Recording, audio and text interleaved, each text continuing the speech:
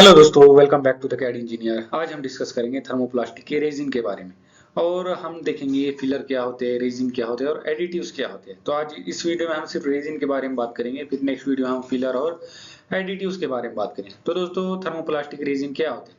तो दोस्तों, जो हमारे थर्मोसेटिंग प्लास्टिक है, उसका आप कोई भी पार्ट बनाने जाओगे, कोई भी टाइप का प्लास्टिक बनाने जाओगे, तो उसका जो बेस मटेरियल होगा, जो मेन मटेरियल होगा, उसको हम क्या कहेंगे? उसका रेजिन कहेंगे। मींस थर्मोसेटिंग प्लास्टिक का वो रेजिन होगा, जो बेस मटेरियल होगा। तो ये कितना होगा दोस्तों? 50 to 80% जो है तो बेस मटेरियल होगा। तो दोस्तों, ये इपॉक्सी रेजिन है, ये फिनोलिक रेजिन है, ये यूरिया फॉर्मल्डिहाइड है। ये क्या है? ये थर्मोसेटिंग प्लास्टिक के मेन मटेरियल, जिसे हम उसके रेजिन कहेंगे। अब एक एग्जांपल दोस्तों, आप सपोज कीजिए आप घर बना रहे हो, घर का कंस्ट्रक्शन कर रहे हो, तो उसमें जो पत्थर होंगे, जो ईंटें होंगी, वो क्या होंगी? उसका बेस मटेरियल होंगी, मेन मटेरियल होंगी।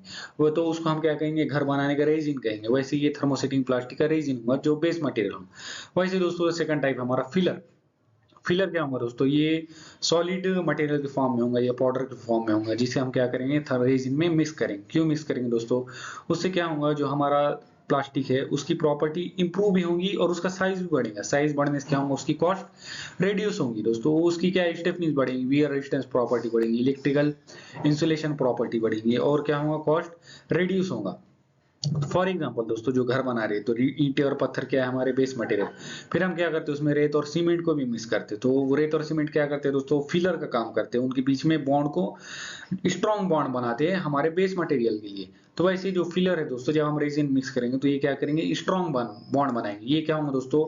10 to 60% तक हम फिलर को मिक्स करते हैं, रेजिन में मिक्स करते हैं, उसकी स्ट्रेंथ बढ़ाने के लिए। वैसे जो ग्लास फाइबर है, कैल्शियम कार्बोनेट है, जो हम इस वीडियो में डिस्कस करें, जो हम नेक्स्ट वीडियो में डिस्कस करेंगे दोस्तों, तो ये क्या है? ग्लास फाइबर है, कैल्शियम कार्बोनेट है, सिलिका है। ये क्या है? फिलर्स है। वैसे दोस्तों, एडिटिव्स है। अब एडिटिव जो दोस्तों कलर है, कलरिंग एजेंट होते हैं, जो फायर रेजिस्टेंस से बचाने के लिए हमें उसमें कुछ एडिटिव मिक्स करना पड़ता है। फॉर एग्जांपल दोस्तों, जो घर बना रहे, पत्थर हो गया हमारे बेस मटेरियल, वैसे ही जो रेत और सीमेंट हो गया हमारे फिलर्स। अब क्या करेंगे दोस्तों? हम उसको हीट से बचाने के लिए, पानी से बचाने के लिए हम क्या करते हैं? घर को कलर देते हैं। तो उसको हम क्या कहेंगे? कि हमारे घर के लिए एडिटिव्स कहेंगे। वैसे दोस्तों, जो प्लास्टिक का एडिटिव्स होगा, वो क्या होंगे दोस्तों? जो कोरिंग एजेंट है, जो तो कैटेलिस्ट है, जो फ्लेम रिटार्डेंट्स है, ये क्या है? हमारे प्लास्टिक के एडिटिव्स है। इससे क्या होंगे? हमारी जो प्लास्टिक है, उसकी स्पेशल प्रॉपर्टीज इंक्रीज होंगी और ये हम 0.25% ही प्लास्टिक में मिक्स कर सकते हैं।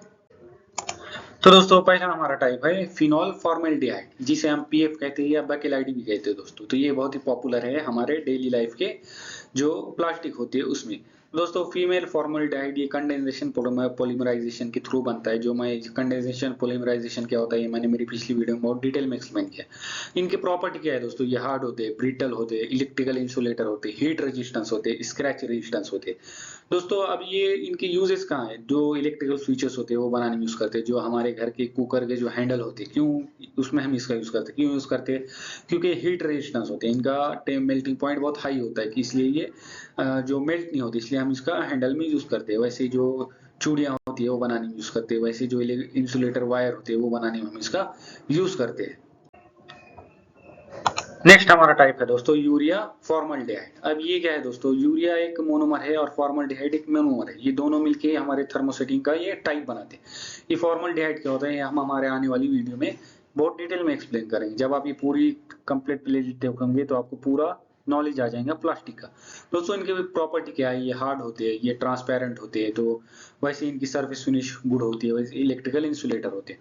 तो ये हम कहाँ यूज करते हैं दोस्तों? एडिसिव बनाने में यूज करते हैं। जो लैमिनेटिंग मटेरियल होते हैं वो बनाने में यूज करते हैं। जो बटन बनाने में हम इसको यूज करते हैं। जो इसे ही जो इलेक्ट्रिकल फिटिंग्स होती है वो बनाने में हम इसका यूज करते हैं। वैसे इनका जो मेल्टिंग पॉइंट होता है दोस्तों, जो 90 से 120 के बीच में होता है। जो 90 से सॉफ्टन होना स्टार्ट हो जाता है और 120 पर ये पूरा कंप्लीटली मेल्ट हो जाता है। नेक्स्ट हमारा टाइप है दोस्तों मेलामाइन फॉर्मल्डिहाइड, जिसे हम शॉर्ट फॉर्म में एमएफ भी कहते हैं दोस्तों। ये इनकी प्रॉपर्टी क्या है दोस्तों? ये बहुत ही हार्ड होते हैं, स्क्रैच रेजिस्टेंस होते हैं, केमिकल रेजिस्टेंस होते हैं, हीट रेजिस्टेंस होते हैं और ग्लॉसी होते हैं। मींस बहुत ही चमकीले होते हैं। तो दोस्तों, ये हम कहाँ यूज करते हैं? जो किचन यूटेंसिल्स होते हैं वो बनाने में यूज करते हैं। जो लैमिनेट्स होते हैं, जो वुड पर हम जिसकी कोटिंग करते हैं वो बनाने में यूज करते हैं। जो डिनर वेयर होते हैं वो बनाने में यूज करते हैं। जो फ्लोरिंग में हम देखते हैं कोटिंग की हुई होती है प्लास्टिक की, वो बनाने में हम इसका यूज करते हैं। नेक्स्ट है दोस्तों इपॉक्सी रेजिन। अब ये कैसे बनता है दोस्तों? जो बिसफिनॉल जो मोनोमर होते हैं उससे, और ये इपिक्लोरो क्लोरोहाइड्रिन, ये दोनों से मिलकर ये इपोक्सी रेजिन बनता है दोस्तों। इनकी प्रॉपर्टी क्या है दोस्तों, ये स्ट्रॉन्ग एडिशन होते हैं, मीन्स ये चिपकीली वो होते हैं दोस्तों, स्टिकी, बहुत ही स्टिकी होती है प्लास्टिक। वैसे ही केमिकल रेजिस्टेंस होते हैं, इलेक्ट्रिकल इंसुलेटर होते हैं, और ये बहुत ही टफ होते हैं। तो इनका हम कहाँ यूज करते हैं दोस्तों, जो एडिसिव बनाने में यूज करते हैं, कोटिंग बनाने में, हम कोटिंग करने के लिए इसका यूज करते हैं। वैसे जो कंपोजिट होते हैं, मीन्स दो मटेरियल को किसी और मटेरियल में हम इसको मिक्स करके तीसरा कंपोजिट मटेरियल बनाने में इसका यूज करते हैं। इलेक्ट्रिकल इंसुलेटर बनाने में हम इसको यूज करते हैं। वैसे दोस्तों जो एरोस्पेस के पार्ट होते हैं वो बनाने में हम इसका यूज करते हैं। नेक्स्ट हमारा टाइप है दोस्तों अनसैचुरेटेड पॉलिस्टर रेजिन। अब ये इसके मोनोमर क्या है दोस्तों, जो गाइकॉल है इसका मेन मोनोमर है बेस मटेरियल। वैसे हम क्या करेंगे इसमें, ये अनसैचुरेटेड डाइबेसिक एसिड मिक्स करेंगे। अब ये क्या है, ये फिलर या एडिटिव होगा, जो हम हमारे आने वाली वीडियो में डिस्कस करेंगे। इसकी प्रॉपर्टी क्या है दोस्तों, ये ट्रांसपेरेंट होते हैं, हार्ड होते हैं, कोरोजन रेजिस्टेंस होते हैं, स्ट्रॉन्ग होते हैं, स्ट्रॉन्ग विद रिइंफोर्समेंट। मीन्स क्या दोस्तों, जो रिइंफोर्समेंट है ये मैं आने वाली वीडियो में जो जब हम कंपोजिट मटेरियल डिस्कस करेंगे उसमें बहुत डिटेल में एक्सप्लेन करूंगा। दोस्तों इसकी एप्लीकेशन क्या है, ये फाइबर ग्लास कंपोजिट, मीन जो कंपोजिट मटेरियल बनाने में हम इसका यूज करते हैं। वैसे जो बोर्ड के पार्ट्स होते हैं वो बनाने में यूज करते हैं, जो कार बॉडी के जो पार्ट्स होते हैं कुछ पार्ट बनाने में हम इसका यूज करते हैं। वैसे रूफिंग शीट के लिए भी हम इसका यूज करते हैं, जो हमारे घरों के ऊपर लगी होती है। नेक्स्ट हमारा टाइप है दोस्तों पॉलीयूरेथेन, जिसे हम शॉर्ट फॉर्म में पीयू भी कहते हैं। इसका बेस मटेरियल क्या है दोस्तों, पॉलीओल, ये इसका बेस मटेरियल होगा, और उसमें हम दूसरे एडिटिव को या फिलर को मिक्स करें उसकी प्रॉपर्टी को इंक्रीज करने के लिए। तो दोस्तों ये क्या है, फ्लेक्सिबल होते हैं, रिजिड होते हैं, एब्रेशन रेजिस्टेंस होते हैं, मीन्स ये टूटते नहीं है जल्दी। वैसे शॉक अब्जॉर्बेंट होते हैं, मीन्स जो सडन शॉक लगता है उसको एब्जॉर्ब कर लेते हैं।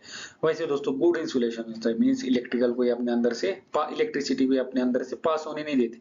तो हम ये कहाँ यूज करते हैं दोस्तों, जो फोम बनाने में यूज करते हैं, जो मैट्रेसेस होते हैं, वैसे कुशंस होते हैं वो बनाने में यूज करते हैं, जो कोटिंग में भी हम इसका यूज करते हैं, एडिसिव में भी हम इसका यूज करते हैं, इंसुलेशन पैनल बनाने में भी हम इसका यूज करते हैं।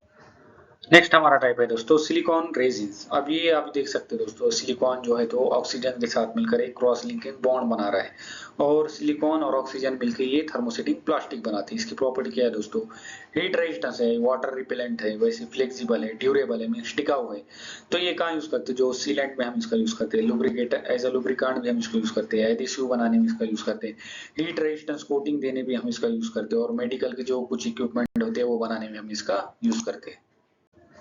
तो दोस्तों अगर आपको वीडियो पसंद आई हो तो शेयर कीजिए अपने दोस्तों के साथ, और लाइक और सब्सक्राइब कीजिए द कैड इंजीनियर चैनल। आपको सपोर्ट से ही चैनल ग्रो करेगा और भी अमेजिंग वीडियो आएंगी। So thank you so much दोस्तों, मिलते हैं नेक्स्ट